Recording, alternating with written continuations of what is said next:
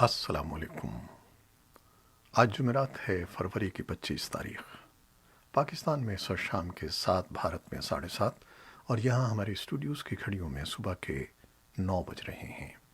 Voice of America Washington کی Urdu service سے میں ہوں خالد حمید، خبروں کے ایک بلیٹن کے ساتھ۔ عالمی سطح پر منی لانڈرنگ اور دہشت گردی کی مالی معاونت کے تدارک کی نگرانی کرنے والے ادارے فائنینشیل ایکشن ٹاسک فورس کا پیرس میں جاری 3 روزہ اجلاس آج ختم ہو رہا ہے۔ 22 سے 25 فروری تک جاری رہنے والے اجلاس میں پاکستان کی حکومت کے منی لانڈرنگ اور دہشت گردی کی فائنانسنگ کے خلاف اقدامات کی اب تک کی پیش رفت کا جائزہ لیا گیا، جس کی روشنی میں پاکستان کو گرے لسٹ سے نکالنے یا برقرار رکھنے کا فیصلہ کیا جائے گا۔ پاکستان کے مالیاتی اور قانون نافذ کرنے والے اداروں کے ماہرین پر مشتمل وفد نے وفاقی وزیر حماد اظہر کی سربراہی میں ویڈیو لنک کے ذریعے FATF اجلاس کو اپنے اقدامات سے آگاہ کیا۔ پاکستانی حکام کا کہنا ہے کہ FATF کے ایکشن پلان پر عمل درآمد کی کارکردگی اطمینان بخش ہے اور اٹھائے گئے اقدامات کے نتیجے میں گرے لسٹ سے نکلنے کے لیے وہ پر امید ہیں۔ FATF کے صدر مارکس پلیئر پریس کانفرنس کے ذریعے اجلاس میں ہونے والے فیصلوں سے آگاہ کریں گے۔ پاکستان کے وزیر اعظم عمران خان نے اپنا سری لنکا کا 2 روزہ دورہ مکمل کر لیا ہے۔ اس دورے پر بھارت کی نظریں لگی ہوئی تھیں، گو کہ حکومت کی جانب سے اس بارے میں کوئی بیان سامنے نہیں آیا ہے، تاہم میڈیا رپورٹوں کے مطابق اس دورے کو توجہ سے دیکھا گیا۔ بعض تجزیہ کاروں نے یہ سوال اٹھایا ہے کہ کیا یہ دورہ بھارت کے لیے تشویش کا باعث ہے اور کیا اس سے بھارت سری لنکا رشتے متاثر ہوں گے۔ بعض میڈیا رپورٹوں کے مطابق سری لنکا کا ایک بار پھر چین کی جانب جھکاؤ ہو رہا ہے، جس پر بھارت کو تشویش ہے۔ رپورٹ میں اس کی وجہ دونوں ملکوں کے درمیان ہونے والے ایسٹ کنٹینر ٹرمینل پروجیکٹ کی منسوخی اور ایک چینی کمپنی کے ساتھ $12 بلین کے ایک توانائی منصوبے پر دستخطوں کو بتایا جا رہا ہے۔ لیکن نئی دہلی کے تجزیہ کاروں کا خیال ہے کہ اس دورے کا بھارت سری لنکا رشتوں پر کوئی اثر نہیں پڑے گا۔ پاکستان الیکشن کمیشن نے NA-75 ڈسکا کے پورے حلقے میں 19 فروری کو ہونے والے ضمنی انتخاب کو کالعدم قرار دیتے ہوئے دوبارہ انتخابات کا حکم دے دیا ہے۔ چیف الیکشن کمشنر سکندر سلطان راجہ نے اپنے مختصر فیصلے میں کہا ہے کہ 19 فروری کو ضمنی انتخاب میں لڑائی جھگڑا اور تشدد ہوا اور فائرنگ کے واقعات سے انتخابات کا ماحول خراب ہوا۔ حلقے میں صاف، شفاف، منصفانہ انتخاب نہیں ہو سکا۔ ووٹر کو حق رائے دہی کے لیے آزادانہ ماحول فراہم نہیں کیا گیا۔ الیکشن ایکٹ کی شق 9 کے تحت الیکشن کو کالعدم قرار دیتے ہوئے حکومت کا کہنا ہے کہ ہم عدالت کے فیصلوں کو تسلیم کرتے ہیں۔ پاکستان پیپلز پارٹی کے چیئرمین بلاول بھٹو زرداری اور پاکستان مسلم لیگ نون کی نائب صدر مریم نواز کے درمیان ایک مرتبہ پھر ملاقات ہوئی ہے۔ جمعرات کے روز لاہور کے علاقے جاتی عمرہ میں ہونے والی ملاقات میں chairman Peoples Party Bilawal Bhutto Zardari senate میں PDM کے متفقہ امیدوار یوسف رضا گیلانی اور دیگر رہنماؤں کے ہمراہ جاتی عمرہ پہنچے۔ دونوں رہنماؤں کے درمیان ہونے والی ملاقات میں ڈسکا کا ضمنی انتخاب، سینٹ انتخابات اور PDM تحریک پر مشاورت ہوئی۔ افغان طالبان نے اپنے جنگجوؤں کو حکم دیا ہے کہ وہ اپنی صفوں میں غیر ملکی شدت پسندوں کو شامل نہ کریں، جسے تجزیہ کار بظاہر طالبان کی طرف سے اس تاثر کو زائل کرنے کی کوشش قرار دے رہے ہیں کہ طالبان امریکہ کے ساتھ گزشتہ سال طے پانے والے معاہدے کی خلاف ورزی کرتے ہوئے القاعدہ اور دیگر شدت پسندوں کے ساتھ اپنے مبینہ روابط برقرار رکھے ہوئے ہیں۔ طالبان کی طرف سے اپنے جنگجوؤں کے لیے مبینہ احکامات ایسے موقع پر سامنے آئے ہیں جب امریکی صدر جو بائیڈن کی انتظامیہ امریکہ اور طالبان کے درمیان فروری سن 2020 میں ہونے والے امن معاہدے پر نظر ثانی کا عندیہ دے چکی ہے۔ دوسری جانب افغانستان کے صدر اشرف غنی کے پاکستان کے لیے خصوصی نمائندے عمر داؤدزئی بدھ کو ایک وفد کے ہمراہ اسلام آباد پہنچے، جہاں انہوں نے افغانستان کے لیے پاکستان کے خصوصی نمائندے محمد صادق سے ملاقات کی اور افغان امن عمل اور اسلام آباد اور کابل کے دو طرفہ تعلقات پر تبادلہ خیال کیا۔ افغان پارلیمان کے کچھ ارکان کا خیال ہے کہ افغانستان میں حکومت اور طالبان کے درمیان امن سمجھوتا طے ہونے سے پہلے امریکی فوجیوں کے انخلا کی صورت میں پرتشدد حملوں میں مزید شدت پیدا ہو سکتی ہے۔ افغان پارلیمان کے ایوان زیریں کے رکن گل رحمان ہمدرد نے chairman senate armed committee senator Jack Reed کے بیان پر رد عمل کا اظہار کرتے ہوئے کہا کہ امریکی فوجیوں کی 1 مئی سے قبل واپسی کی صورت میں افغانستان میں جنگ خطرناک صورت اختیار کر سکتی ہے۔ امریکی سینٹ کی آرمڈ کمیٹی کے نئے چیئرمین سینیٹر جیک ریڈ نے بدھ کے روز کہا تھا کہ امریکہ کو 1 مئی کی مقررہ تاریخ سے قبل فوجیوں کو واپس نہیں بلانا چاہیے اور ان کی افغانستان میں موجودگی اس وقت تک بڑھا دینی چاہیے جب تک کہ افغانستان میں امن سمجھوتا طے نہ ہو جائے۔ ان کا کہنا تھا کہ طالبان نے القاعدہ اور دیگر دہشت گرد گروپوں سے رابطے ختم نہیں کیے ہیں۔ ادھر جنرل میکنزی نے بیروت انسٹی ٹیوٹ کے ایک ویبنار میں تقریر کرتے ہوئے کہا کہ اس بارے میں شبہات موجود ہیں کہ طالبان نے امن سمجھوتے کی پاسداری نہیں کی ہے، تاہم اس بات کے حوالے سے شبہات پائے جاتے ہیں۔ نائب صدر امر اللہ صالح نے طالبان کے اس دعوے کی تردید کی ہے کہ طالبان کے صفوں میں غیر ملکی جنگجو موجود نہیں ہیں۔ ادھر جرمن حکومت نے افغانستان کے لیے فوجی امداد سن 2022 تک جاری رکھنے پر آمادگی ظاہر کی ہے۔ فوجی تجزیہ کار اسد اللہ ندیم کا کہنا ہے کہ اگر امریکہ نے افغانستان میں اپنے فوجیوں کی تعداد کم کر دی تو جرمنی نیٹو اور امریکہ کے ساتھ مل کر اس خلا کو پر کر سکتا ہے۔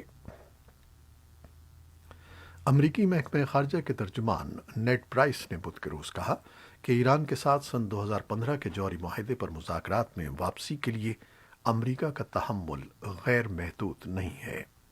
ایک نیوز بریفنگ میں جب پرائس سے پوچھا گیا کہ آیا اس پیشکش کی کوئی حتمی تاریخ ہے تو انہوں نے کہا کہ ایران کی جوہری سرگرمیوں پر سن 2015 کے معاہدے کے تحت عائد پابندیوں کی تعمیل سے ایران کے انحراف نے امریکہ کے لیے اس معاملے کو ایک فوری نوعیت کا مسئلہ بنا دیا ہے۔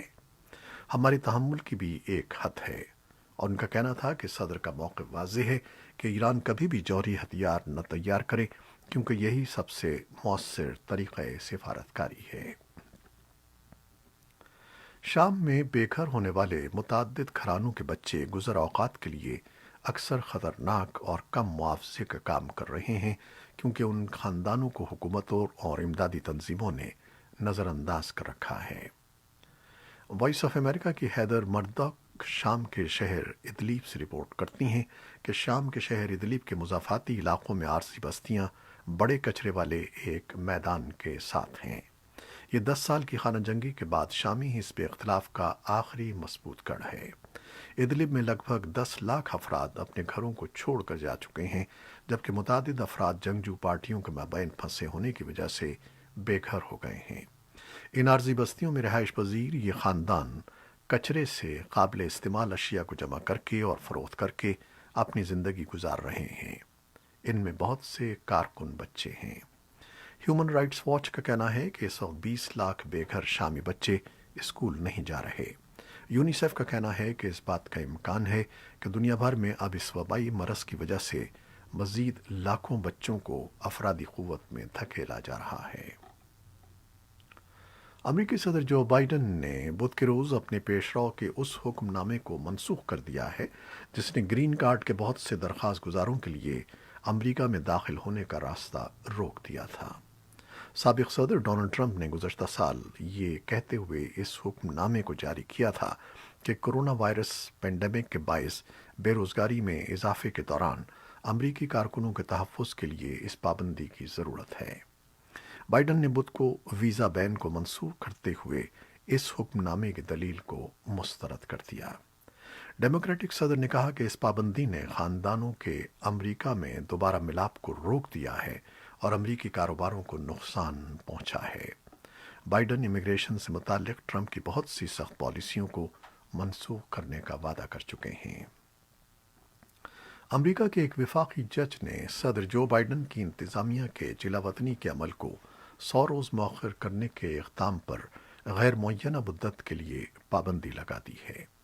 اس سلسلے میں امریکی ضلعی جج ڈریو ٹپٹن نے منگل کے روز دیر گئے ابتدائی حکم نامہ جاری کیا۔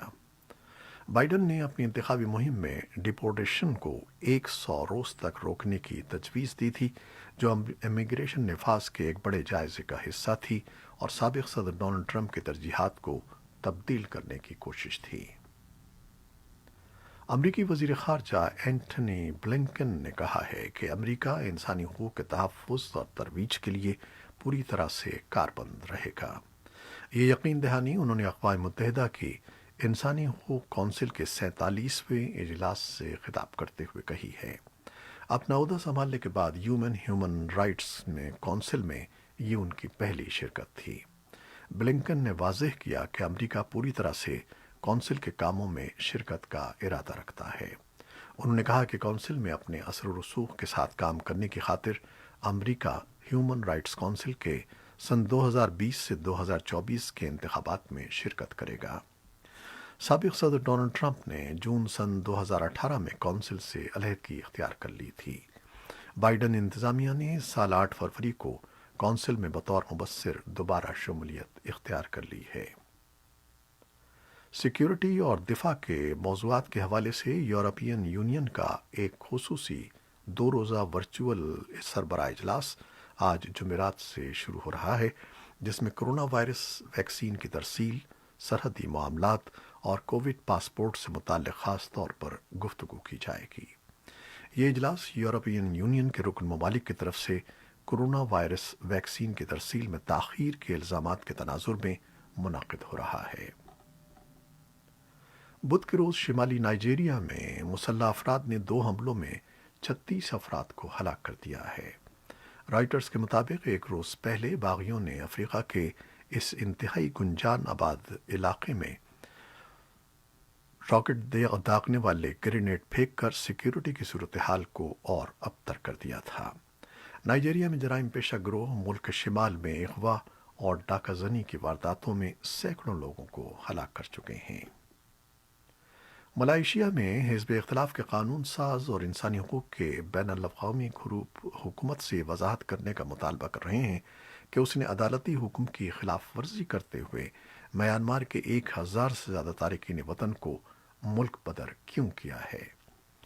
کوالالمپور میں ہائی کورٹ نے میانمار کے 1200 شہریوں کی مجوزہ وطن واپسی کو روکنے کا حکم دیا تھا، جس کی درخواست ایمنسٹی انٹرنیشنل اور انسانی حقوق کے علمبردار مقامی گروپ اسائلم ایکسس کی جانب سے کی گئی تھی اور جو ابھی زیر غور ہے۔